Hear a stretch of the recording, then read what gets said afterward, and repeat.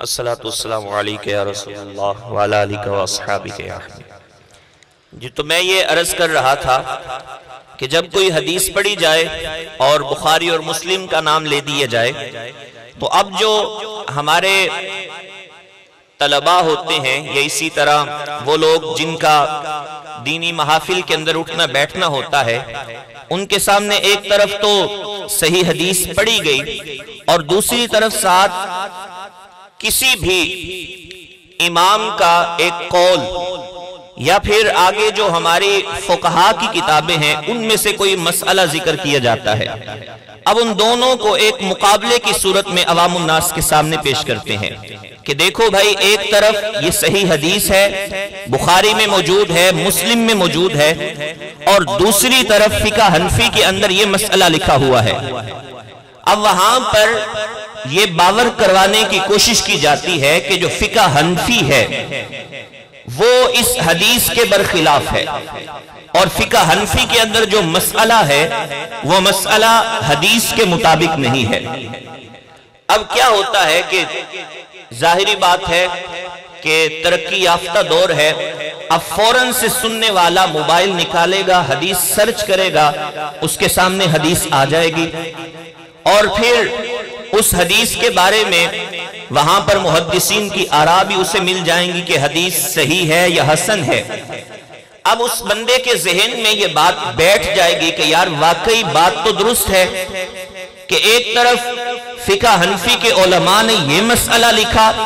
اور دوسری طرف حدیث جو ہے وہ بالکل اس مسئلے کے برخلاف نظر آتی ہے۔ تو اب طلباء کے ذہن میں شکوک و شبہات بیٹھ جاتے ہیں۔ تو اب جناب والا یہ شکوک و شبہات آہستہ آہستہ جب بڑھتے ہیں تو وہ بندہ بالکل جو ہے ائمہ کرام ان کے مسلک سے اپنے آپ کو جدا کر لیتا ہے، اور وہ یہ کہتا ہے کہ میں تو صرف قرآن اور حدیث پر عمل کروں گا، تو مجھے کسی امام کی اتباع کی ضرورت نہیں، مجھے کسی مذہب حنفی یا شافی کی ضرورت نہیں ہے، تو جو مجھے قرآن و حدیث سے نظر آئے گا میں اس کے مطابق عمل کروں گا۔ اب جناب والا اس نہج پر جب ہمارے طلباء پہنچتے ہیں یا پھر زیادہ تر جو سکول، کالج اور یونیورسٹی کے طلباء جو ہیں، جب وہ اس مقام پر پہنچتے ہیں تو وہ بالکل ائمہ دین کی اتباع کو چھوڑ دیتے ہیں اور خود سے ایک موبائل یا انٹرنیٹ کے سہارے وہ حدیث مبارکہ جناب والا نکال کر ہمارے دینی طالب علم کے سامنے رکھتے ہیں، اور وہ یہ کہتے ہیں کہ بھائی دیکھو حدیث یہ کہتی ہے اور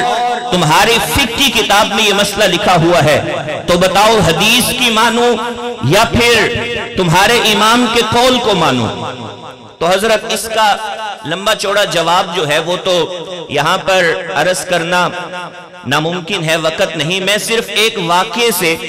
آپ کو اس کا جواب سمجھانا چاہوں گا۔ ایک بڑھیا ایک عالم دین کے پاس آئی اور عالم دین سے اس نے مسئلہ پوچھا، تو عالم دین نے آگے سے کہا کہ بتاؤ قرآن و حدیث کے مطابق تمہیں جواب دوں یا امام مالک کے مذہب کے مطابق جواب دوں؟ اس مسئلے میں امام مالک جو فرماتے ہیں وہ بتاؤں یا قرآن و حدیث جو بتا رہی ہے وہ بتاؤں؟ اب وہ بڑھیا سمجھدار تھی، اس نے کہا کہ امام مالک کے مذہب کے مطابق امام مالک اس مسئلے کے اندر جو فرماتے ہیں تم مجھے وہ بتاؤ۔ اب وہ جو مولانا صاحب تھے انہوں نے کہا کہ بی بی بڑی عجیب بات ہے، میں ایک طرف تجھے کہہ رہا ہوں کہ قرآن و حدیث ہے اور دوسری طرف کہہ رہا ہوں کہ امام مالک کا مذہب اور قول ہے، تو تم نے قرآن و حدیث کی بجائے امام مالک کے قول اور مذہب کو کیوں چنا؟ اب وہ بی بی جواب دیتی ہے اور کہتی ہے کہ جسے تو قرآن و حدیث کہہ رہا ہے وہ دراصل تیرا قرآن و حدیث کا فہم ہے،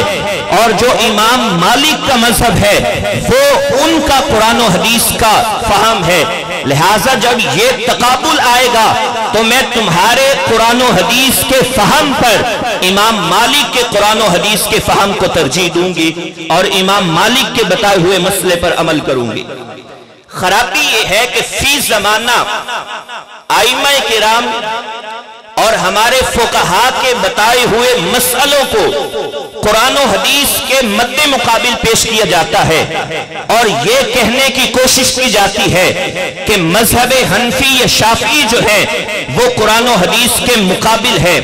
हालांकि ऐसा नहीं है, बल्कि अगर उसूल को पढ़ा जाए, अगर फुक़हा की किताबों पर बारीक नजरी से अपनी जनाबे वाला तहकीक की जाए तो पता चलता है कि मजहब हनफी के बताए हुए मसले के पीछे बहुत सारे दलाइल मौजूद हैं, बहुत सारे उसूल मौजूद हैं। लिहाजा ये तकाबुल करवाना कि ये फिके हनफी का मसला है और ये कुरान और हदीस का मसला है, ये बिल्कुल भी दुरुस्त नहीं, क्योंकि फिका हनफी की किताबों में जो मसला लिखा है उसके पीछे भी कुरान और हदीस के दलाइल मौजूद हैं। लेकिन फुक़हा जो मसला लिखते हैं वो उसूलों की बुनियाद पर लिखते हैं। फुक़हा जिस मसले को बयान करते हैं उस मसले के पीछे कुरान और हदीस के बयान करदा उसूल मौजूद होते हैं। तो अगर बिलफर्ज मुहद्दिसीन कहते हैं कि यह हदीस सही है और कोई आमी बंदा फिर तकाबुल करने बैठ जाए जी हदीस सही है, इसको मैं कैसे छोड़ूं और इसके मुकाबले में आने वाले मैं इमाम के मजहब को कैसे मान लूं, तो मेरे भाइयों याद रखिए, जब मुहद्दिस हदीस को सही कहता है तो मुहद्दिस के पेशे नजर दो चीजें अक्सर होती हैं, एक इस हदीस की सनद और दूसरा उस हदीस का मतन। वो या कहेगा कि यह हदीस बाएतिबारे सनद सही है, या फिर बाज़ औक़ात अगर मतन का इस्तिराब बयान कर देता है तो उसका मुस्तरिब होना बयान कर देगा, या कहेगा कि यह मतन के एतिबार से भी सही है।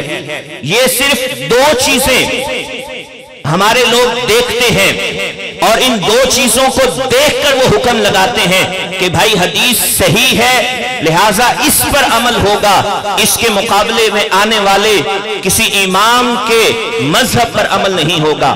तो मेरे भाइयों, हदीस से कोई मसला बयान करने के लिए सिर्फ ये दो चीजें नहीं देखी जाती कि हदीस की सनद कैसी है और हदीस के मतन में इस्तराब है या नहीं, बल्कि एक हदीस से मसला बयान करने के लिए, एक हदीस से मसला अखज़ करने के लिए मजीद 20 उलूम दरकार हैं। आपने तो सिर्फ देख लिया हदीस की सनद कैसी है और हदीस का मतन देख लिया तो ये हुक्म लगा दिया भाई हदीस सही है, लिहाजा इसको मानेंगे, किसी इमाम या किसी फकीह के कौल को हम नहीं मानेंगे। तो मेरे भाइयों, फकीह जो कौल करता है उसके पेशे नजर सिर्फ हदीस की सनद नहीं होती, सिर्फ हदीस का मतन नहीं होता,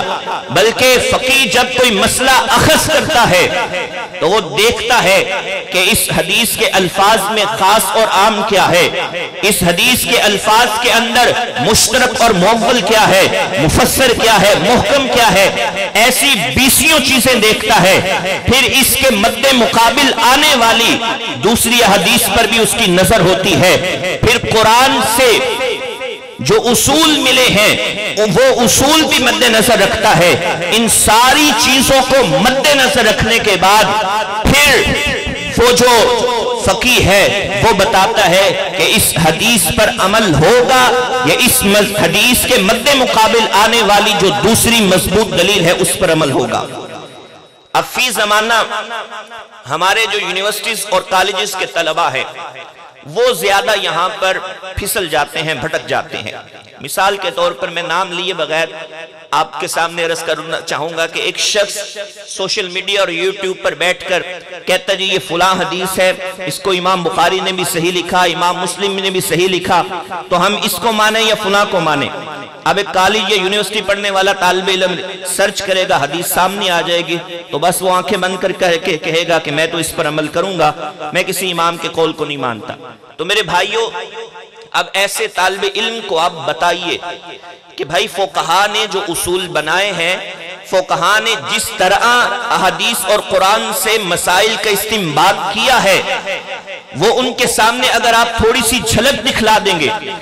तो वो बंदा फौरन समझ जाएगा कि यार हम तो सिर्फ متن حدیث اور صرف سند حدیث کو دیکھ کر ہم یہ فیصلہ کر لیتے ہیں کہ اس پر عمل کرنا ہے یا نہیں کرنا، جبکہ اور بہت ساری چیزیں دیکھ کر یہ پتہ چلتا ہے کہ حدیث پر عمل ہوگا یا حدیث پر عمل نہیں ہوگا۔ تو اس لیے میں صرف یہاں پر موجود جو طلبہ ہیں ان سے گزارش کرنا چاہوں گا کہ میرے عزیز طلبہ، اس وقت آپ کو بڑی ضرورت ہے کہ آپ اگر کتابیں پڑھتے ہیں اور بالخصوص جب آپ اصول کی کتابیں پڑھتے ہیں تو ان اصول کی کتابیں پڑھتے وقت آپ دیکھا کریں کہ موجودہ دور کے جو مسائل ہیں وہ فقہ حنفی کے کس اصول کے تحت ہیں۔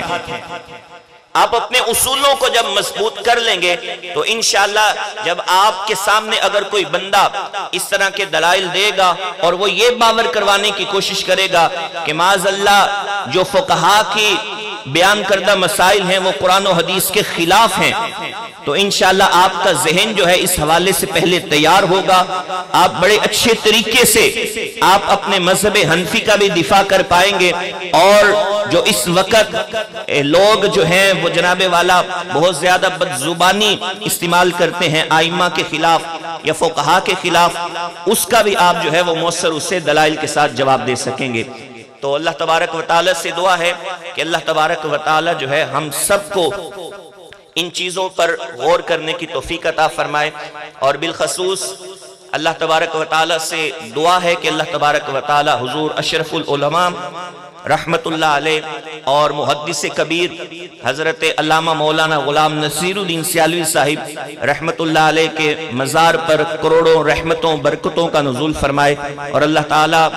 ہمیں ان کی دی ہوئی تعلیمات پر عمل کرنے کی توفیق عطا فرمائے۔ وما علیہ الا البلاغ۔